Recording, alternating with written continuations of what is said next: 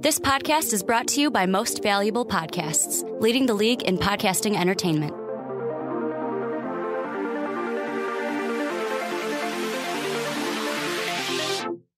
Welcome in, my friends, to another exciting episode of In Front of the Pen. I am your host, Sean Anderson. Alongside me is Ricky Widmer. Hey, guys. How's it going? And we're taking over because Mike's all cool. Mike's all warm. Mike's going to Florida. Ooh. Yeah, he decided to leave us for warmer weather and bad baseball.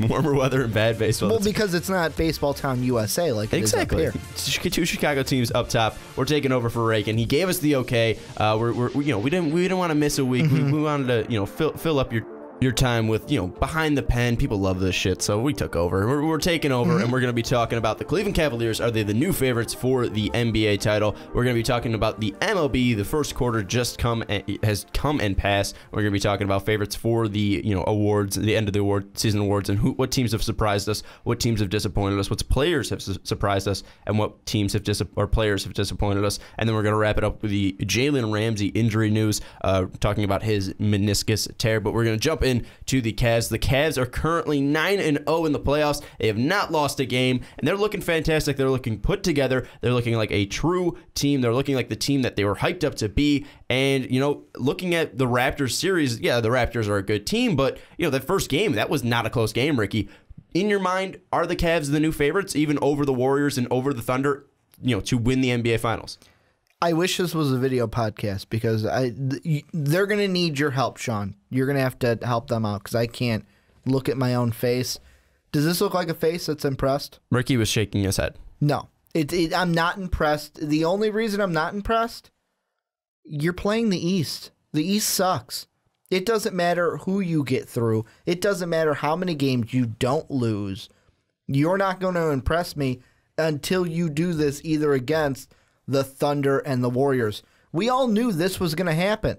The Cavs were going to walk through the East. The East is a huge kind of just not even revolving. It's basically, a revolving door for the Cavs. Get out of my way. I am now outside. That is the Cavs going through the Eastern Conference. And one thing that I heard this week when I was listening to the sports talk radio I always listen to, and it hit me, you want to know how much tougher the Western Conference is compared to the East? What's that? Damian Lillard is not an all-star in the West. If he played in the East, but that was he'd fan be an voting. all-star. Kobe Bryant was in the All-Star game. Can you say that Kobe was one of the best players in the West? Think of the talent, though. Kobe Bryant was not West. Talent. No. I'm thinking overall. Think of the talent in the West. And with the Cavs, you are not going to be the favorite until you do something that impresses me. And beating the teams in the East, walking through the Pistons, sweeping the Hawks, on your way technically right now as we record this to sweeping Toronto, even though I'm rooting for Toronto because I can't stand the Cavaliers. You can't jump the gun here. I mean, they're only up 1-0. You can't say they're going to sweep them. No, they're going to walk right through them. And I would love for the Raptors to beat them, but the Cavs are going to walk right through the Raptors. Raptors may get one game. Nothing has surprised you though that they're them going 9-0 and only 2 games have been decided between 5 points. Because nothing has surprised you at all. The East is weak. We should call it the least conference. This week. Wow, that was an original joke. You used that with the NFC least. We're taking that the NFC least. But I mean, no, until they do something against the Warriors, against the Thunder, I'm not going to be impressed because the East isn't as good as the West. But you were saying that the Spurs were the best team, and you weren't spouting off that the Thunder. You weren't spouting off that the Thunder were so great. That impressed me, though. The Thunder have impressed me. Beating the Warriors game 1 after I said they weren't going to win in the Oracle, they impressed me. But the Cavs going through 9 straight games and winning they even had to play the Spurs. They even had to play the Warriors the Thunder. The level that they're playing at, they're not losing or winning close games. They're destroying opponents. You don't think that's surprising at all? Let me ask you this: If I went up against 8th graders and mauled them like 100-0, would you be impressed? I would be shocked because I'm surprised. Why is this 26-year-old fucking picking on 8th graders. That's what you'd be saying. No, I would be shocked because I think those kids are way faster than you. They'd be like blowing through the hole and getting layups. I got height, baby. That's all I need. You don't have height? Put the ball. I know compared to an 8th grader. I know a lot of 8th graders who are like 11. Let's change 8th grader to 4th grader. Fine? Does that better? Okay, If I beat a couple of 4th graders. You think a team like Atlanta, who's had multiple All-Stars on their team, you don't think that should have at least gone to 5 series? They have 5 not games? beaten the Cavs in the playoffs at all. No team has. They haven't. And no team has. I'm saying, isn't that impressive? No. The Pistons didn't stand a chance. The Hawks didn't stand a chance. The Raptors, even though I want them to stand a chance, aren't going to stand a chance. And the Cavs, to me, they're the team that you could have game 1 of the regular season, they're going to the finals, and you would have been right. I did throw one stat out there. There was 3 games that have been decided by 5 points or less. 3 games. 3 out of the 9 games have been decided by... I mean, this team... the way the team has come together, that hasn't impressed you. The way that Love's playing together with Irving and LeBron, and even Richard Jefferson stepping up in game 1, grabbing 11 rebounds. None of this has impressed you at all. It's easy to do that against opponents that are weaker than you. If they would have had to go through the West and they were doing this against the Spurs, against the Warriors, even against the Mavericks. You think the Mavericks are, you think the Mavericks are way better than the Hawks? Better than the Pistons, for sure. That's at least where I'd put that one. Okay, all right, so you're comparing a 7th seed and an 8th seed. Let's put it this way. The first round teams that lost, let's take them out of it. Let's just look at the teams that the Thunder and the Warriors had to play in their second round games. They played Portland with 2 players, basically. The Cavs didn't have to go through a team like San Antonio. The Thunder did that.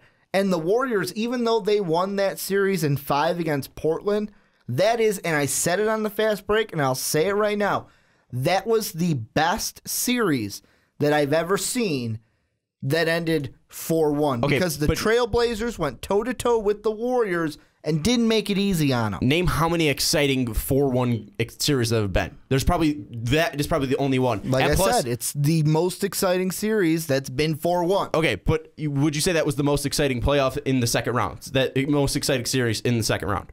You wouldn't say the Thunder was more exciting? I would say Thunder, Spurs, and then followed by Warriors, Blazers. You wouldn't put the Raptors Heat up there that went to 7 games? I would put the Raptors Heat third. To me, third, maybe. What about the game 7? Second. What about that took away from it? To me, it's just I like the West. The West Coast to me has been so you more intriguing. You just have a preference. You're not really saying that the games that I have watched, and that's why I said okay, Raptors and Heat. I'll give you. I may put them second, but I just that Warriors series going up against Lillard and CJ and those two doing all they can to give the Warriors hell, that was more exciting to me. That actually, the way I put it on my barometer is that series was able to keep me from going to bed early each and every night it played. That's why it was a great series, because of the entertainment value. If it wasn't entertaining, if it was Cavs-Hawks, I would have been like, nope, going to bed. I got work tomorrow. You're up till 12:30.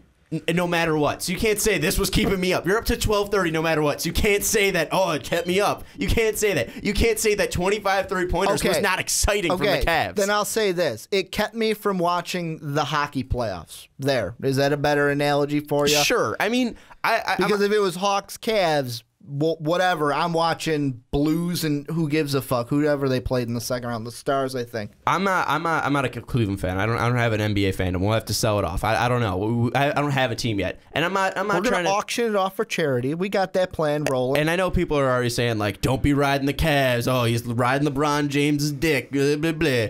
Okay, I like how they always throw out that body part. I think it's because we've seen it on TV. Probably, but I mean, looking at this, I mean, the Cavs have been fantastic playing, and I'm not taking away from the Thunder. I think the Thunder, what they did against the Spurs, that they've been the best team in the playoffs so far. Just who they've beaten and how they've beaten them. I think that has been the most impressive thing so far. Just the way that the Thunder have overcome, the 2 giants who we thought were the Spurs and the Warriors. Now that they've tied that series up 1-1 with the Warriors, but looking at the Cavs, what they've done is fantastic. People are saying that they wouldn't be able to come together. They would be struggling even against the Pistons, but they're coming in and they're just blowing past opponents. This is impressing me because, if you look at the regular season, they fired their head coach. I know it wasn't really well deserved, but they did fire their head coach. They had moving pieces consistently, and then once they bring in Channing Frye, and now once the playoffs come on, it's now like they're molding together. They're all turning on the switch. You look at the stats, Kyrie's averaging 25 a night, LeBron's averaging 24 a night, K-Love's near 18,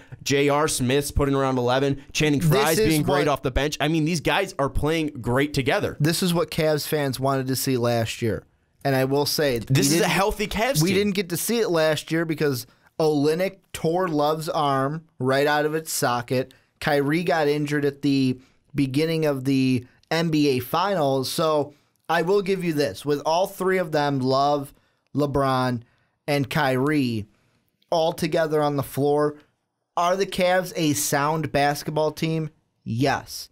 But to me, and this goes to our ultimate question of, are they the new favorites? No, because until the Warriors lose, the Cavs are not the favorites. That's how it is in my mind. Until the Warriors are officially done, the Cavs are no longer. They will never be the favorite as long as the Warriors are in contention. I can't say you're wrong, and I can't say I disagree, mainly because you look at the Warriors season. They had a historic season. They have the best player in the NBA, at least best offensive player in the NBA. I don't want to say the best player in the NBA. I'm going to say best player in the NBA. I'm just saying. I don't want to throw that out there because people love to fight that Steph Curry's not the best player in the NBA in our comments. But I'm just looking at this. I don't disagree with you that the Warriors aren't the favorite, but looking at this Cavs team, would you at least say they're the second favorite over the Thunder or Raptors? Yeah. Okay, so you would say that. I would. Okay. I would. But I'm just saying overall, as like when people say, oh, well, they haven't lost a game, that doesn't impress me much. Ooh. I thought you were having like a stroke or something. No, you didn't mind the Shania Twain reference? No, I didn't really improve. That was a weird reference there. I mean, looking at this though, I mean, when we were talking about the Cavs, mid-season, we were saying if they make it to the finals, they're going to get blown up by the Warriors. But now, I don't think they're the favorite, but I think this can go to 7 or 6. I mean, I think a healthy Cavs team is one of the most dangerous teams in the league, and I think this is really the only other team. I think the Thunder have a chance. It's going to be the best finals we've ever seen. I don't think it's going to be that. I think it's going to be an entertaining finals. I'm pretty sure that it's going to be the best finals that we Why do you say that exactly? have ever seen. Because that's a bold statement, man. Well, I mean, it's going to be LeBron and whatever LeBron brings to an NBA finals. Because being that polarizing character, that polarizing just figure. Notice how I'm not saying best player because Steph's the MVP. Well, no, yeah, LeBron he's the best athlete. Being the best athlete in the game, let me have this one, guys. Just let me have it. But just being the best athlete in the game, LeBron brings that popularity. Right now, I'm sorry, LeBron, but Steph Curry with the younger fans is, to me, it seems like the most popular player in the NBA. And we can get in a totally different topic about that, but you have the 1 and 2, respectively, most popular guys in the league playing in this series. The Warriors, 74 games, and I know me and you living here in Chicago, I didn't realize it until I turned on my radio this past week, but apparently there's a ton of Bulls fans that are rooting for the Warriors to lose because then the 95-96 Bulls team is better because they got the ring and the Warriors didn't. That doesn't surprise me. I wouldn't say they're wrong there. I mean, you could still make the argument whether the Warriors win a championship that they the Bulls were a better team. But I mean, if the Warriors can't make it and get over that mountaintop, then yeah, I mean that you can easily say that with the Bulls because they did it consistently. I'm just like, holy shit! I didn't know there was like a huge contingency of Bulls fans that were hoping for the Warriors to lose just because of that. These two teams, Warriors, and I'm sorry to Thunder fans because I think you're going to actually make it a competitive series against the Warriors. Warriors and Cavs, best two teams in the NBA. You get those two going out. A Cavs team that wants to knock off the Warriors because they weren't healthy last year. A Warriors team that wants their second title. They've got the best player in the NBA. It's just going to be a fun 7-game ride. Bleacher Report, ranked the best final series of all time as the Heat Spurs matchup from 2013. Would you say that this Warriors Cavs matchup could be better? It's funny that you bring that up because the first thing I think about that is LeBron James didn't win that ring. Ray Allen did. I'm just saying, he still won a ring. He still was the series, final series MVP. I know. He still won the series. He won the game, but LeBron, they're saying LeBron won the war. Yeah. No, it's one of those things where it's like he wouldn't even won that title if Ray Allen didn't hit that 3 from the corner. So, to me, I think it's going to be better than that. And you brought up that Curry versus LeBron 1-2 might be one of the biggest matchups we've ever seen, at least from two players standpoint wise. Would you say that ranks over the '84 finals where Magic went up against Bird and the Celtics won it in 7? Would you say that those two players are at their peak compared to Magic and Bird, who I think Magic was in his 4th season, I think Bird was in his 4th season as well? Would you say those two rank in, not even historical, but at the time, would you say that Curry and LeBron right now rank higher above a Magic Bird series in '84? I would say yes, and the reason why is I'm thinking about this as a generational kind of thing. I like that analogy though, because this LeBron and Steph, if they meet in the finals for a second time, they could become the Magic Bird kind of matchup that you've seen in the 80s. It would fit in because in '85 they met as well. Yeah, or kind of like the when you've got Michael Jordan and I just think Michael Jordan and the Jazz beating them in '97, then beating them in '98, and that's kind of the same thing here because who did the Warriors beat last year? They beat the Cavs, and now they'd be playing them for a second time in a row. The only difference is that the Warriors are going for a back-to-back title and not a three-peat as the Bulls were at that time, but it kind of fits that same mold too. I would say just more. I would say it fits the '80s series just more because it was the two players. I mean, I know Kareem was on the team for the Lakers, and obviously McHale and all these guys were on the Celtics team. But looking at the two main headliners, I would say that more compares where it was more Jordan versus Karl Malone and Stockton, or Pippen and Jordan versus Karl Malone and Stockton, rather than just one-on-one. But you could technically do Draymond, Clay, and Curry versus Kyrie, LeBron, and Love. I mean, who would you think wins that match? I mean, would you say it goes to 7 if those two teams match up? Warriors and Cavs, yes. And Cavs are healthy? Oh, yeah, it goes to 7. Cavs completely healthy, no injuries on either side. Game 7 in the Oracle, baby. Steph is healthy, too. No ankle injuries about that. Game 7 in the Oracle. If Steph plays like he did in Game 2, Game 7 in the Oracle. Are you saying... Would you say that's the matchup we see? Is it going to be Warriors-Cavs? Look in your crystal ball. Yes. Is that going to be the matchup? Yeah, it is. And the reason why is I feel like, yes, the Thunder pulled off the game in game number 1. You said they would not win in the Oracle at all. I didn't think so. And they shouldn't have because, and I'm not going to get into it, bad officiating here, bad officiating there. The NBA refs suck. We all know that. But they shouldn't have won that game. Bottom line, they did. However, looking at Game 2, it was basically Steph came out and said, hey, I played like shite in Game 1. I'm going to put the team on my back do and go on a 17 point kind of run in the third quarter to will his team to a huge Game 2 victory. And that's why the Warriors are going to come out of this series because they have that kind of potential. I don't think the Thunder can put together 4 solid wins over the Warriors. Would you say the Cavs have a better chance? Because, I mean, the way they've been going right now, and I'm not trying to write off Toronto, but the way they've been going... They have a better chance, but will they do it? Probably not. That wasn't even the question. I wasn't going to put that up. It's clear that the Thunder are a better team than the Raptors, and that's going to go to at least 6 or 7. But if the Cavs do repeat the history they've been going after...